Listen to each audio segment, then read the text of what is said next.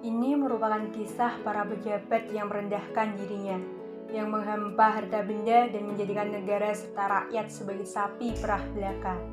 Saat kita semua menahan diri untuk melakukan ini dan itu, tetapi beberapa politikus dan pejabat kita malah tetap bernafsu untuk nodong sana-sini, ngutil sana-sini.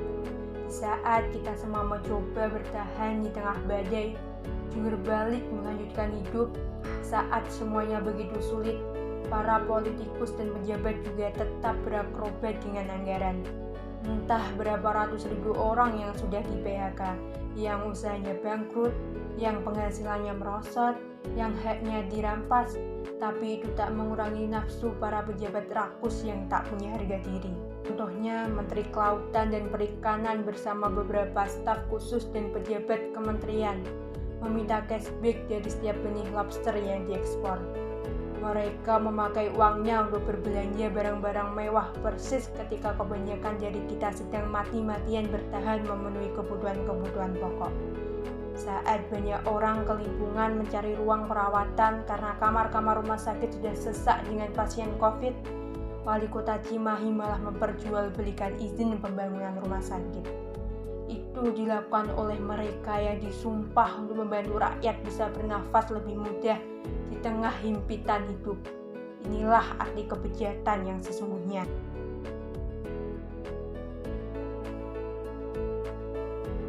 Halo, perkenalkan nama saya Dia Malika. Halo, saya Tobi Pratama. Halo, saya Viani Van Rumasari. Halo, aku Diva Rahmalia Puspaningrum. Halo, nama saya Kayla Anida Safira.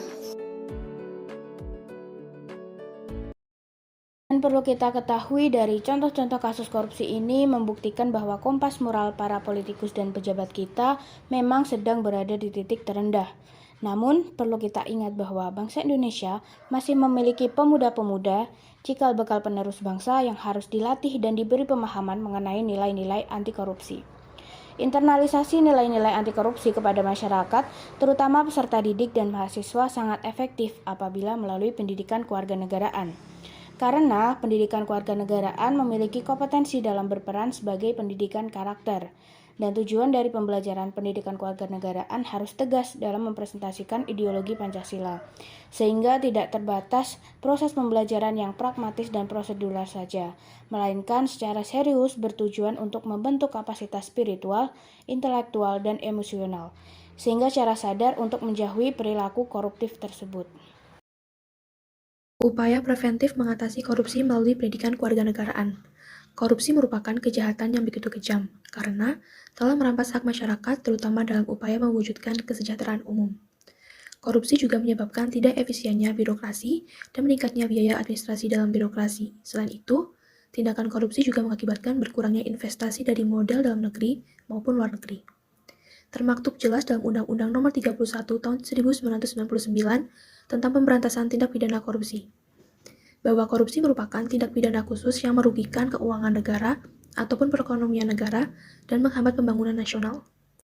Korupsi termasuk pada kejahatan kerah putih atau white collar crime, serta sebagai kejahatan luar biasa atau extraordinary crime. Sehingga, bangsa ini perlu merumuskan strategi terstruktur, sistematis, efektif, dan menyeluruh sebagai upaya preventif dalam memberantas tindak pidana korupsi. Upaya preventif tersebut bisa dilakukan melalui proses pendidikan yang pada hakikatnya bertujuan dalam membentuk warga negara Indonesia yang Pancasilais. Pendidikan merupakan usaha sadar terencana dalam membentuk manusia Indonesia yang memiliki kecakapan mumpuni agar mampu menjadi warga negara yang bisa diandalkan oleh negara. Struktur keilmuan pendidikan kewarganegaraan sangat mendukung dalam membentuk karakter generasi muda yang anti korupsi. Pada dasarnya, pendidikan kewarganegaraan bertujuan untuk membentuk warga negara Indonesia yang cerdas dan baik, sehingga mampu mengamalkan hak dan kewajibannya sebagai landasan dalam melakukan partisipasi publik, sesuai dengan Pancasila dan Undang-Undang 1945. Komisi Pemberantasan Korupsi menjelaskan terdapat 9 nilai anti korupsi yang menjadi landasan moralitas dalam menjauhi perilaku koruptif. Nilai tersebut perlu disosialisasikan, bahkan diinternalisasikan kepada masyarakat Indonesia, khususnya generasi muda. Adapun kesembilan nilai tersebut adalah yang pertama inti, meliputi jujur, disiplin, dan tanggung jawab. Yang kedua sikap, meliputi adil, berani, dan peduli.